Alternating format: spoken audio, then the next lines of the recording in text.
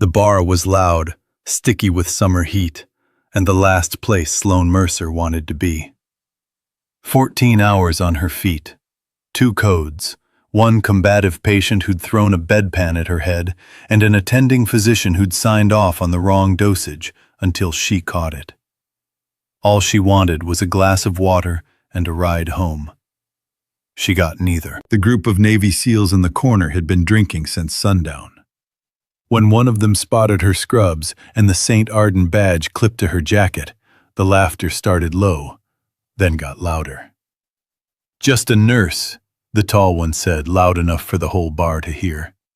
"Acting like she's seen a real battlefield." Sloan didn't respond. She turned toward the door. That's when it happened. A Belgian Malinois exploded from beneath a corner table, 90 pounds of military-trained muscle, and shot straight toward her. The handler shouted. The dog ignored him completely. Sloan said one word, one old word from a life she didn't talk about anymore. "Heel." The dog sat down at her feet, like she was the only person in the room. The bar went silent. If you've ever been underestimated, at work or anywhere else, stay with this one. And if stories like this are your thing, subscribing takes 2 seconds, and it means you won't miss the next one. The water never came. Sloan had already set her glass on the bar and was heading for the door when she heard it again. That particular kind of laughter. The kind that wasn't meant to be quiet. The tall SEAL, the one with the easy grin and the louder mouth, was saying something to the guy beside him.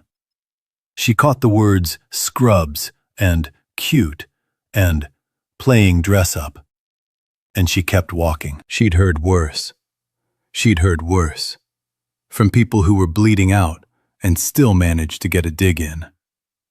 She had learned a long time ago that you didn't win anything by turning around. But the dog had other ideas. She heard the scramble of claws on hardwood before she saw him. A Belgian Malinois coming off the floor like a spring uncoiling, bypassing every person between them as though they were furniture. The handler, a young corporal who looked barely old enough to drink, grabbed for the leash and caught nothing but air. The dog didn't growl. He didn't bark. He ran straight to Sloan and stood there, every muscle rigid, nose lifted, reading something in the air around her that no one else in that bar could detect. Sloan looked down at him. Something old moved through her chest. Not sentiment, not quite. More like recognition. The dog's name was stitched into his vest. Atlas. She knew that name. She said the word the way she used to say it, low and flat and certain. Heel. Atlas sat, square and immediate, pressed against her left leg, head up, waiting. No one in Harbor Line said anything for a long moment. The bartender stopped wiping the counter. The jukebox was between songs. The tall SEAL, the one who'd made the joke, was staring at the dog with an expression Sloan recognized as the moment a person realizes they've made a serious miscalculation. His name was Dax Fenner, and he was staring not just because the dog had listened. He was staring because Atlas had only ever listened to one person with that kind of certainty. A combat medic his unit had called Doc Mercer, someone who'd gone quiet after a mission years back, the way people sometimes went quiet. Reassigned, discharged, or something worse that nobody talked about in public. He'd never connected that name to a woman in scrubs waiting for a rideshare outside a bar in Ridgefall. In the far corner of the room, a man sat alone at a two-top table, with his back to the wall, and a beer he hadn't touched. He wore civilian clothes, dark jacket, no insignia. But he held himself the way people do when military posture becomes permanent, when the body forgets it's allowed to relax. His name was Reed Calder. He'd been back in Ridgefall for less than a week, and he'd chosen this particular bar because it was low lit and nobody knew his face here. He hadn't come to socialize. He'd come because this neighborhood sat 3 blocks from St. Arden Medical Center. And tomorrow morning, he had somewhere to be. He didn't turn around when Atlas bolted. But when he heard the command, one word, same cadence, same flat authority he'd heard in the dark on the worst night of his life, his hand closed around the beer glass and didn't let go. He didn't look. He didn't need to. Sloane left without speaking to Dax or to anyone else. She didn't explain herself, didn't acknowledge the stairs. She clipped the outside door shut behind her and stood in the heat of the parking lot until her ride appeared. She thought about the 14-hour shift. She thought about the wrong dosage she'd caught at 11 that night, and the look on Dr. Shaw's face when she'd corrected it. Not gratitude, not even neutrality, but the particular expression of a man who'd been embarrassed in front of a resident and intended to remember it. She thought about the meeting Tobias Klein had scheduled for Monday morning. Performance review, the calendar invite said, which was the language St. Arden used when they wanted to document a paper trail before doing something irreversible. She got in the car and went home. The call came at 6:47 the next morning. Multi-vehicle accident on the I-19 corridor. Armored transport involved 2 critical ETA 11 minutes. Sloane was already dressed. She made it to St. Arden's trauma bay before the first ambulance arrived and took her position without announcing it. Checked the supply cart, confirmed the decompression kit was stocked, and waited. The doors opened. The first patient came through. Fast, headlack stable, vitals alert. The second gurney was different. The paramedic calling it out was already talking over himself. Numbers running together. And Sloane was moving toward the cart before Dr. Shaw had finished processing the handoff. She looked at the patient's face. The world rearranged itself in the space of one breath. She knew the set of his jaw. She knew the scar beneath it, a jagged V-shape under the right side of his chin, pale against tan skin. She had made that scar. She had sutured that wound by feel in the dark, with her back against a blown-out wall and someone else's blood on her hands, using the last of the field kit because there hadn't been a second option. Reed called her. Unconscious now, oxygen saturation dropping. She could see the asymmetry in his chest movement from 3 feet away, the right side lagging the left, working too hard to compensate. Tension pneumothorax. Pressure building in the chest cavity, compressing the heart, buying him maybe minutes if no one moved. What she didn't know yet was why Reed had been in that armored transport at all. That would come later, in pieces, when he was conscious enough to tell her. What she knew right now was the only thing that mattered. He was dying on the table in front of her, and the clock was already running. She said it clearly to Shaw, to the room. "He needs needle decompression. Right side, second intercostal space. Now!" Shaw looked at the monitor. The numbers weren't alarming yet. That was the problem with tension pneumo. By the time the numbers became alarming, you were already behind. "He's maintaining," Shaw said. "We watch and wait. He won't be maintaining in 4 minutes." Shaw's expression was the same one from the night before. Not anger, but calculation. "Mercer, step back." She knew what stepping back meant. She knew about the Monday meeting, about the file Klein was building, about the list she'd apparently been placed on without being told. She knew that if she touched this patient without Shaw's authorization, that file would close around her like a hand. Reed's blood pressure dropped 7 points in the span of one reading. Sloane reached for the kit. The needle went in clean. Sloane had done it enough times that her hands didn't consult her brain for permission anymore. Second intercostal space. Midclavicular line.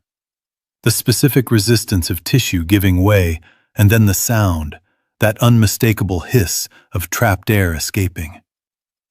Reed's chest wall rose evenly on both sides, for the first time since they'd wheeled him in. His blood pressure climbed back. Not fast, but steady. The kind of steady that meant the intervention had worked, and the body was remembering what it was supposed to do. Shaw said nothing for 3 full seconds. The resident beside him was watching the monitor with the wide-eyed focus of someone filing everything away for later. Then Shaw stepped back from the gurney and looked at Sloane the way a man looks at something he has decided to deal with after the immediate crisis has passed. "Get him to OR 2, he said to the room. To Sloane, he said nothing at all. She already knew what the silence meant. Reed came out of surgery 3 hours later. The OR team had found the internal bleed she'd suspected, a lacerated intercostal vessel, that Shaw had initially attributed to impact bruising. The attending surgeon, a methodical woman named Dr. Paulette Graves, told the recovery nurse it had been closer than the chart would reflect. Charts in Sloane's experience rarely reflected how close things actually got. Sloane was filling out her incident documentation at a workstation near the end of the hall when Tobias Klein appeared. He brought the kind of quiet that preceded official language 2 HR staff members, trailing half a step behind, one of them holding a folder. Klein was a tall man who dressed like he wanted to be mistaken for a physician. He told Sloane she had performed an invasive procedure without attending authorization. He told her this represented a serious breach of protocol and a liability risk to the institution. He told her, in the careful syntax of a man who had done this before, that she was being placed on immediate administrative suspension pending a formal review. He also told her that her system credentials would remain active until the paperwork cleared. A procedural gap that would take until end of business to close. He said it as a bureaucratic footnote. Sloane noted it as something else entirely. She signed where they asked her to sign. Then she went to collect her bag. She was almost to the elevator when Dax Fenner walked through the main entrance with Atlas at his side. Dax wasn't in uniform. He looked like he hadn't slept. Atlas moved beside him with the attentiveness of a working dog that had been pulled off task and wasn't satisfied about it, scanning the lobby nose working until he found Sloane across 30 feet of linoleum and locked on. Dax stopped in front of her. He had the look of a man who had spent the night revising something he thought he knew. "I owe you an apology," he said. "From last night. What I said." "You don't need to do this here," Sloane told him. "I know who you are." His voice dropped. "Doc Mercer. I was a Lieutenant JG on the Ramadi rotation. You weren't attached to my platoon directly, but I knew your call sign. Everybody did." Sloane looked at him for a moment.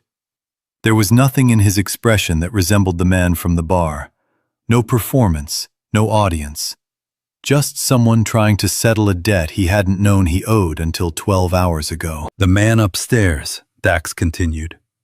"Reed Calder. He was your CO." "He was a patient," Sloane said. "He still is." "I can make some calls. People who can confirm your service record. If Klein is trying to build a case against you, we can shut it down before—" "No." Dax stopped. "If this hospital decides I was right about that patient," Sloane said, "I want it to be because I was right about the patient. Not because someone made calls. Not because of where I used to work." She looked down at Atlas, who was watching her with the steady focus of an animal that had made a decision and wasn't reconsidering it.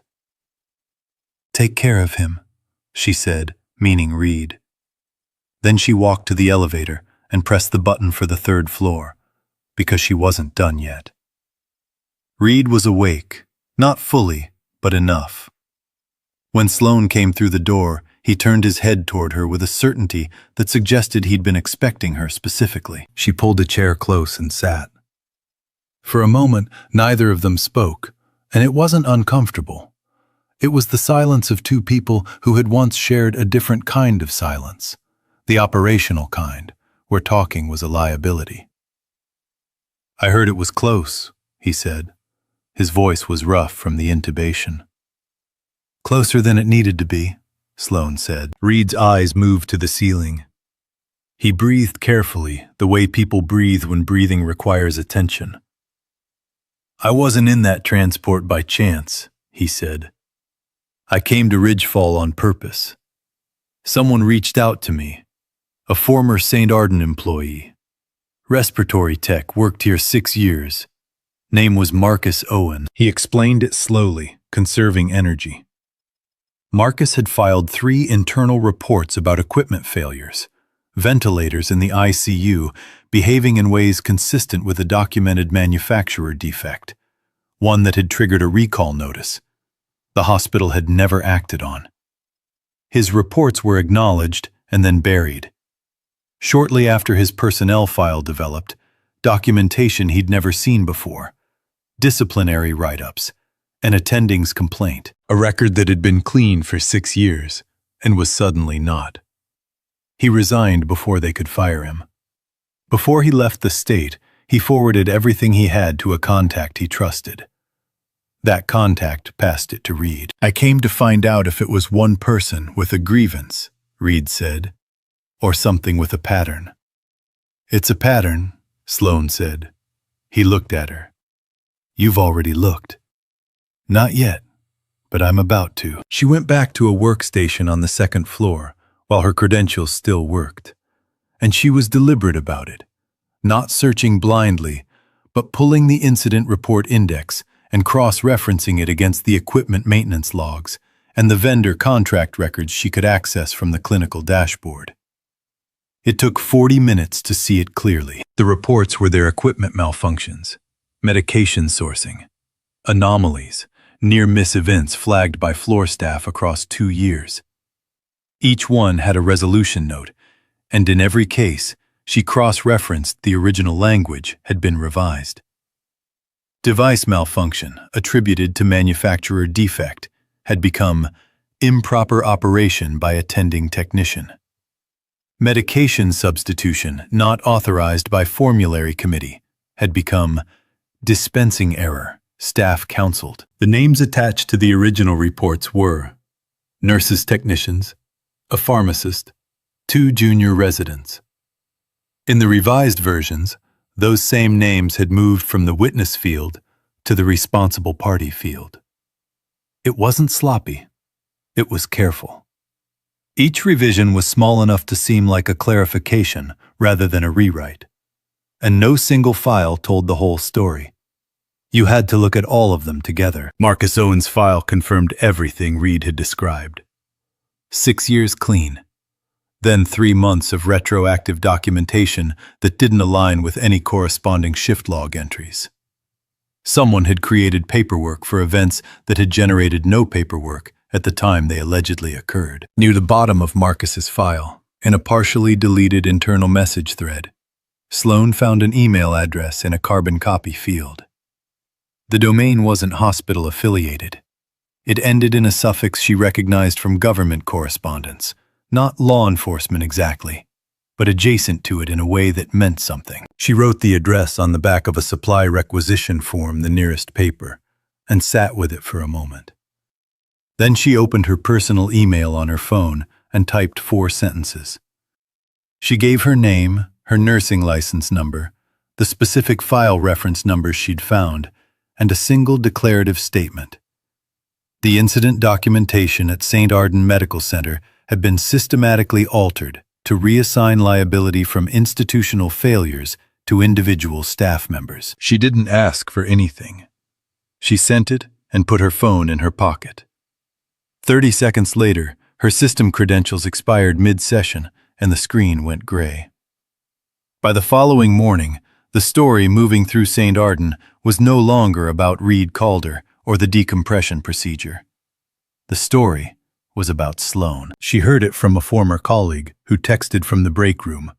Not out of loyalty, but out of the discomfort people feel when they want someone to know something without being seen as the one who told them. Shaw had been making comments during morning rounds about Sloane's escalating behavior and her difficulty adjusting to civilian practice after a trauma-heavy military background. The phrase circulating in at least 2 conversations was, not psychologically stable. She read the text twice and put her phone face down on her kitchen table. She'd known this was a possible move. Her service record was the cleanest weapon available to someone who needed to discredit her quickly. A combat history could be reframed as damage. Clinical confidence could be reframed as recklessness. The colleagues who had once flagged her down in hallways to ask her opinion on a difficult patient were not texting her now. And she understood the arithmetic of institutional risk even when she found it hard to sit with. That afternoon, Bax brought Atlas to the 3rd floor. The dog was not supposed to be in the patient wing without prior approval, but no one on the nursing staff seemed prepared to tell a Navy SEAL that his canine needed to wait in the lobby. Atlas walked the hallway with deliberate attention, checking doors, and when he reached Reed's room, he stationed himself outside it like he'd been posted there. The staff noticed. You notice when an animal that operates on instinct and training decides without ambiguity who in the room deserves following. It wasn't anything a person could point to and argue with. It was just there, quiet and consistent, every shift. 2 days after the suspension, Reed's blood pressure dropped. It happened fast, one reading, then another.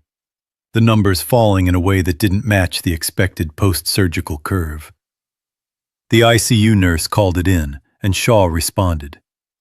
The working theory being fluid redistribution, something to monitor. Sloan was in the parking lot when Dax called her. He didn't explain how he'd gotten her number. He said Reed's pressure was dropping, and the team wasn't treating it as urgent. And something in his voice carried the specific register of a person who already suspects the answer and needs someone to confirm it out loud. She knew the profile before she'd finished listening. Post-surgical timeline, mechanism of injury, pattern of the pressure drop, cardiac tamponade. Blood accumulating in the pericardial sac, compressing the heart from outside. Looking like a routine complication, right up until it killed you. She drove back and went straight to the ICU. Shaw met her at the door with a security officer who had clearly been briefed. "You don't have access to this unit," Shaw said. "He has cardiac tamponade," Sloan said. "Pericardial effusion from the original trauma. It's been building since surgery. You need to drain it now." Shaw's expression was controlled in the way of someone managing a public situation. "Your privileges are suspended. Anything you say in this capacity carries no clinical weight." "Then treat it as an anonymous tip." "Security is going to walk you out." Down the hall, Atlas started barking. It wasn't aggression, and it wasn't alarm. It was sustained and deliberate, loud enough to pull 2 nurses from the station and stop a woman in a dark blazer who'd just stepped off the elevator from taking another step forward. The dog didn't move from Reed's door. He just kept going with the focused insistence of an animal communicating something that required no translation. The woman by the elevator was Dr. Lenore Vance, cardiac attending on her way to a consult in the adjacent unit. She had been at St. Arden for exactly 11 days, brought in as part of a departmental expansion, and she had not yet formed opinions about the politics of the floor. She had only formed opinions about cardiology. She heard what Sloan said. All of it. The timeline, the mechanism, the pressure pattern, the specific differential between tamponade and routine fluid redistribution. She heard it the way someone hears a clinical argument on its merits, because she had no other context to run it through. She looked at Shaw, then at Sloan. Then she walked into Reed's room. 40 seconds later, she came back out and told the nurse to get a pericardiocentesis tray. Shaw said her name in a warning tone. Dr. Vance said, "Get the tray," again, and the nurse went. The procedure took 11 minutes. Reed's pressure stabilized before they'd finished. Dr. Vance closed the kit herself, said something brief to the assisting resident, and came to the doorway where Sloan was still standing. "Whoever you are," Dr. Vance said, "you were right." Sloan nodded. Reed was alive. Shaw was somewhere behind her with the expression of a man watching his strategy develop a crack he hadn't budgeted for. An hour later, Klein's assistant sent a calendar notification to Sloane's personal email. The formal board review to terminate her employment had been moved to the following morning. Klein had decided not to wait. The board meeting was scheduled for 9 in the morning. Sloane arrived at 8:45. She signed in as a visitor at the security desk and waited on a bench near the elevator bank until someone from HR came to escort her up. The conference room on the 4th floor had a long table and windows that faced the parking structure. 8 people were already seated: board members, legal counsel, and a woman from the state licensing office Sloane didn't recognize. Tobias Klein sat at the head of the table, with a folder in front of him and the composed expression of a man who had counted his votes in advance. Shaw was to Klein's left, not quite meeting her eyes. Klein opened by thanking everyone for their time. Then he began in the measured cadence of institutional language. Unauthorized intervention pattern of insubordination, psychological fitness concerns, liability exposure. He had documentation for each point. The folder was thick, and some of what it contained predated the Reed-Calder case by months, which told Sloane this had been in preparation for longer than she'd realized. She sat across from him and listened without interrupting. She had learned to let people finish. In her experience, the longer someone talked, the more they revealed about what they were actually trying to contain. Klein was afraid of the incident reports. He didn't mention them, which was exactly the tell. Every piece of documentation he presented was oriented around the same fixed point. Sloane was the problem. Her judgment was unreliable. Anything she had flagged or escalated could be attributed to instability rather than accuracy. He was building a frame, and the frame needed to be sealed before someone started asking what it was designed to hold. He had just reached the section on psychological fitness when the conference room door opened. The woman who walked in was not tall, but she moved like someone who didn't need to be. Dark blazer, leather document case, 2 colleagues positioning themselves near the door with the efficiency of people who had done this before and found it worked better without announcement. She placed a federal data preservation order on the table in front of Klein before he had finished reading her credentials. Her name was Dana Rourke. This covers all electronic records, audit logs, and physical documentation associated with incident reporting, vendor contracts, and personnel files at this facility for the past 36 months, she said. Any modification, deletion, or transfer made after the timestamp on that order will be treated as obstruction. Klein looked at the document. His expression didn't collapse, but it changed a subtle internal recalculation, the look of a man revising numbers he'd thought were already settled. Rourke sat without being invited and placed a second set of papers on the table. My team has been monitoring this facility's vendor relationships and internal reporting activity for approximately 7 months. 2 nights ago, we received a communication from a staff member that provided specific file reference numbers matching anomalies we'd already flagged independently. She looked briefly at Sloane, not with warmth, but with the directness of someone acknowledging a fact. That communication accelerated our timeline considerably. The 4 sentences Sloane had sent into the dark had landed somewhere after all. What Rourke's team had recovered was not a simple matter of one administrator falsifying a few files. The log restoration completed overnight showed coordinated revision spanning more than 2 years. Klein's credentials appeared in the access history at the points of highest consequence. Shaw's appeared less frequently, but at critical junctures. The moments when a report moved from preliminary to final, from flagged to closed, from systemic failure to individual error. The vendor angle was the fulcrum of it. St. Arden had switched its primary equipment supplier 26 months ago, moving to a company offering a significantly lower contract rate. What the board had not been told was that the product line had already accumulated regulatory complaints in 2 other states. When the failures began appearing at St. Arden, ventilator irregularities, infusion pump calibration errors, a surgical instrument lot with a documented contamination issue, the internal reports that should have triggered a formal review, instead generated documentation pointing at the people who'd filed them. Marcus Owen's file was in the recovered data. So were the files of 4 other former employees, each showing the same construction, a clean record, then a rapid accumulation of retroactive disciplinary notes, then a departure. 2 had signed non-disclosure agreements on the way out that Rourke's team was already reviewing. Klein said carefully that he would need to consult with legal counsel before responding. Rourke said that was his right. She also said that 2 of her colleagues were currently in the records room on the 2nd floor, and 2 more were with the IT department, so the practical window for consultation was somewhat compressed. Patricia Hallwell, a board member who had served St. Arden for 9 years and had clearly not signed up for federal exposure, asked Rourke directly what the full scope of the investigation covered. Rourke answered her directly.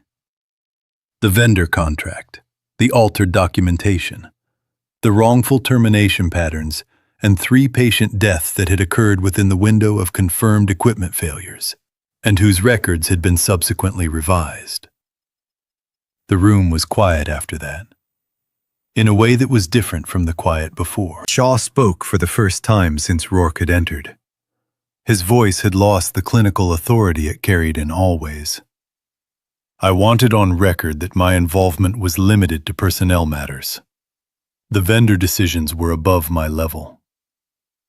No one wrote anything down because Rourke's colleague near the door had been recording since they arrived, and Shaw apparently registered this a moment after speaking because he stopped and didn't continue. A piece of evidence that had not been in Rourke's original file was presented near the end of the meeting.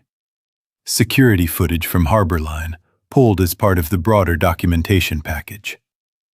The timestamp was the night before Reed Calder's accident.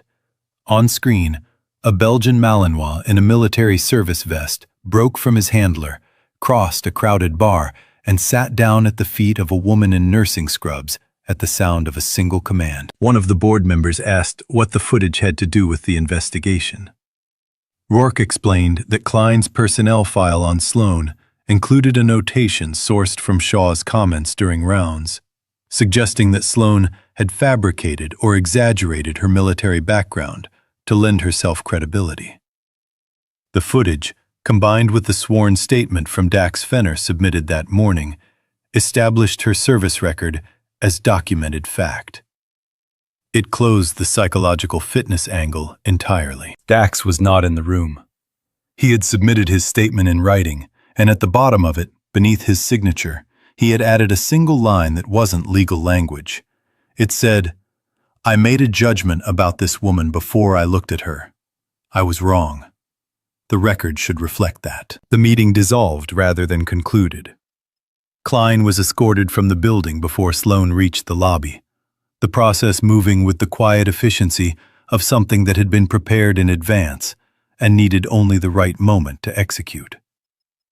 Dax was in the lobby with Atlas. He'd been there since 8:30. When Sloan came out of the elevator, Atlas stood. Dax looked at her with the expression of a man who had finished revising something and was ready to hand it over. "Rourke's team reached out to us 2 days ago," he said. "Asked us to confirm details about a former operational medic. We weren't briefed on the full scope." He stopped. "I should have seen it at the bar. I looked at your badge and I stopped looking." "Most people do," Sloan said. "That's not an excuse." "No," she agreed. "It's not." He nodded. There was something in his expression that was trying to be equal to the moment and not quite getting there, which she respected more than if he'd managed it easily. Some things shouldn't be easy to stand in front of. She went up to see Reed that afternoon after Rourke's team had finished their preliminary interviews, and the fourth floor had taken on the atmosphere of an institution that had just had its internal logic interrupted. Reed was sitting up, more color in his face than she'd seen since the trauma bay. He had the focused quality of someone whose analgesic fog had cleared enough to let him be fully himself again. "Rourke brief you?" he asked. "She briefed the room," Sloane said. "I was in it. Marcus is being contacted today. The others, too." He shifted carefully against the pillow. "It won't undo what happened to them, but the record gets corrected. It's something. It's more than they had yesterday." He looked at her with the directness that had always been his defining quality. Not warmth exactly, but a total absence of pretense. "You sent that email." "I sent 4 sentences to an address I found in a deleted message thread. I didn't know if anyone would read it." Rourke's team had been watching this facility's communications for months. When a message came in from an active staff member, with specific file references matching their internal flags, they moved it up the chain inside of 6 hours. Something in his expression settled. You handed them the thread to pull. Outside the window, a helicopter was crossing the sky toward the trauma center, moving fast, carrying someone towards something urgent. Sloane watched it until it cleared the frame. "The 3 patients," she said. "The deaths. Their families are being notified." His voice stayed even, but it cost something. "That part doesn't get better. It just gets acknowledged." She stayed until he was ready to sleep, then left without making it into a moment. 3 weeks later, Sloane walked back into St. Arden through the main entrance, and the turnstile read her badge and opened without hesitation. Klein's office had a temporary nameplate while the board conducted an executive search. Shaw's privileges were suspended, pending the licensing review. Dr. Vance had stepped into a temporary leadership role in the emergency department, a natural extension of what she'd been doing since the day she'd walked into Reed's room and asked for a pericardiocentesis tray, and the staff had adjusted to her authority with the ease of people recognizing something that fit. The unit Sloane had been asked to lead was new. A rapid response structure sitting outside the traditional hierarchy, designed so that any clinical staff member could escalate a patient safety concern directly without routing it through the chain of people who might have reasons to redirect it. She hadn't asked for the role. It had been offered by the interim board chair after a 40-minute conversation that was equal parts interview and negotiation. She said yes because the alternative was returning to the same floor, same structure, same dynamics. And she'd already seen where that led. Not just for herself, for Marcus Owen, for the 4 other names in those files, for the 3 patients whose families were now learning things they should have been told much sooner. On Reed's discharge day, Dax brought Atlas to the 3rd floor. The dog moved through the hallway, and the staff gave him room not out of fear, but out of something closer to acknowledgement. Atlas had been present on this floor during the worst of it. Consistency over time earns its own kind of standing, even for an animal. Reed was dressed and ready when Sloane came in, discharge paperwork signed, sitting on the edge of the bed, with the settled quality of someone who has decided what comes next. He looked at her and said simply, "Thank you." "You already thanked me," Sloane said. "Years ago." "That was for a different thing." "Same skill set." He almost smiled. It was enough. Dax was in the doorway with Atlas beside him. As Sloane turned to leave, 3 members of Dax's team appeared from the waiting area. She hadn't heard them arrive. They stood without being arranged into it, not quite at attention, but close enough that the posture was legible. Dax placed his right hand over his chest. The others did the same. It wasn't a salute. It was quieter than a salute. It was the gesture of people who had found a way to name a debt that didn't fit inside the usual language offered to a woman who had never asked them to notice her at all. Sloane looked at them for a moment. She thought about the bar, about the word, just how a single syllable can be used to reduce a person to a fraction of what they are. She thought about all the mornings she had walked into St. Arden, carrying a history she'd never advertised, doing work she believed in for patients who would never know everything she brought into the room with her. She thought about Marcus Owen packing up his desk, about 4 other people who'd done the right thing and paid for it in ways that had taken years to name. She nodded once. Her pager went off the new unit's alert system, a rapid escalation call from the emergency department. She turned toward the stairs because they were faster than the elevator, and behind her, Atlas sat down in the middle of the hallway and watched her go. Nobody called her just anything. She was already running. The people who save lives quietly, who catch the mistake no one else caught, who speak up when it costs them something. They don't always get a moment like Sloane's, but they deserve one.